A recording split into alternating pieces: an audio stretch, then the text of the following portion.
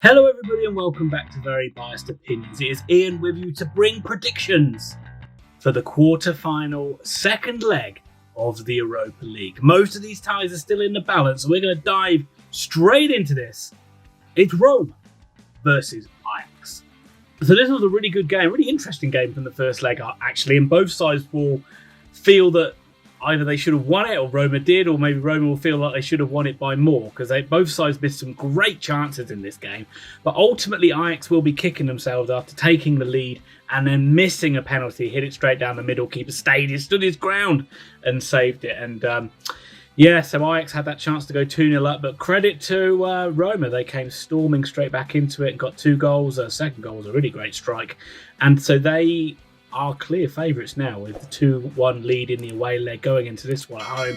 With those 2 precious away goals, it's going to be a tall order for Ajax, and I do actually think that Roma will see this one out. I think it's actually going to be a draw. I think it's going to be 1-1, which sends Roma through. Villarreal versus Dynamo Zagreb. Well, we all were rooting for Dynamo Zagreb in this one, weren't we? Unless you are from Villarreal, of course. But it was the Spaniards who came away with a 1-0 victory and take, again, a precious away goal, which they will take into the home leg. But the tie is in the balance, and Zagreb will not have given up hope, especially after what they did to Spurs in the round before. They'll have confidence they could go away and get the result they need. It's only trailing by 1 after all, but it was a tight game, which Villarreal just edged. Both sides had chances, but let's not forget about Unai Emery. This guy loves the Europa League, so could it be his name on the trophy again, guiding the Yellow Submarine all the way through? But I'm going to stick with what I did in the last round. It didn't work for me, so let's go for it again. I am going to do heart over head. Let's have a victory for Zagreb. Let's say it's a 1-0 to Zagreb, and Zagreb win on penalties. Okay, everybody, we're just going to take a quick break before we dive into the next 2 games to just quickly touch on our Patreon.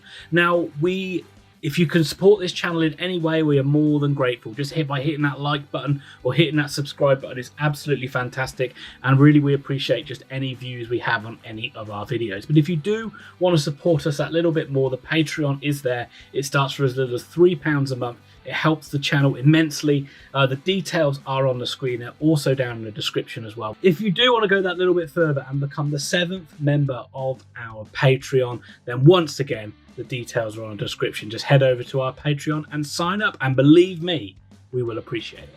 Slavia Prague versus Arsenal.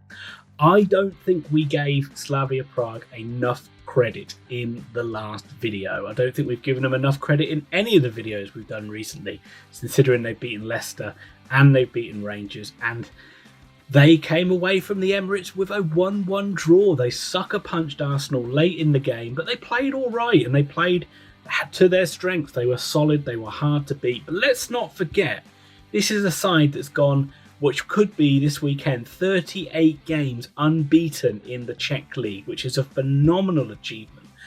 The only games they've lost this season has been a Champions League qualifier and 2 games in the Europa League. So they are a side that does not know how to lose, and that's why they've been incredibly dangerous at knocking these sides out, and they're on the verge of knocking out Arsenal. I said it so many times, they are their own worst enemy. If they can just avoid those individual mistakes, then they will come through this tie easily. But the individual mistakes didn't really happen at the back. Well, they did at the end of the game.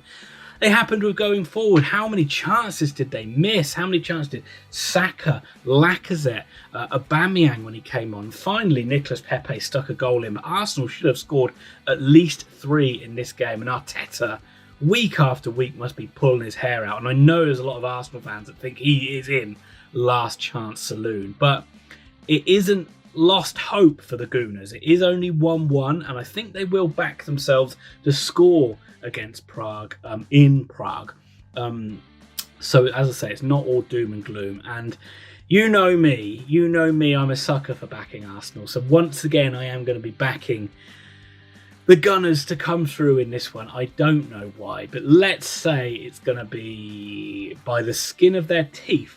Sparta Prague 1, Arsenal 2. Not really much of a main event. It's a bit of an anticlimax, really, but it is Manchester United versus the old forward Granada. Manchester United doing what they do best. How many times this season have they been not great in games, but they find a way to win? They don't really get the credit they deserve for doing that. A lot of the time that gets seen as getting away with it rather than actually saying that's a sign of a pretty good side. Going back to the league game they had against Brighton, they were 1-0 down, playing terribly, came back to win 2-1. In this game, it was a dead game, nothing really happening, but Man United end up winning it 2-0. Great finish by Rashford. Got to say that is a shocking penalty decision given against Granada at the end of this game. Incredibly unlucky for them. Bruno Fernandes doing his diving, dying swan act. Never a penalty in a million years with that arm across the face. But and I don't know how he took the penalty away. The goalie did his best to push it into the bottom corner. But Manchester United did get that 2-0 lead. It seems like an unassailable lead now, to be honest. It was still 1-0.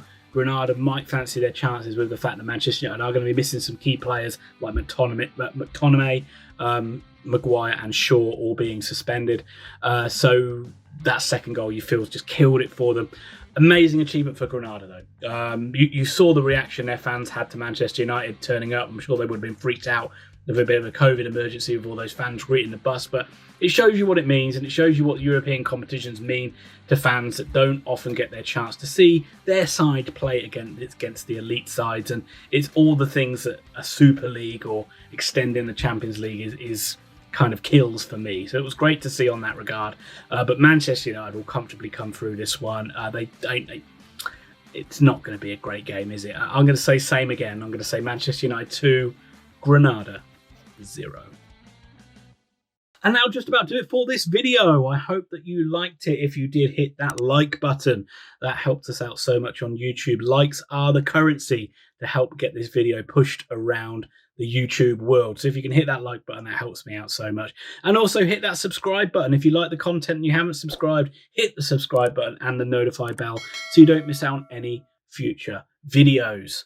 Also as well, please give your comments down below. Let me know what you thought about these predictions. Am I right? Am I wrong? Am I speaking absolute nonsense? Let me know down in the comments, and let me know who your picks are for the games. Give me your predictions. Let me know who you think will be in the quarterfinals and who in the semi-finals, sorry, and who you want to see the final between. Maybe we might get the Arsenal-Man United final we've all dreamed of. But that will just about do it. Thanks once again for watching the video. We'll be back with more content very soon.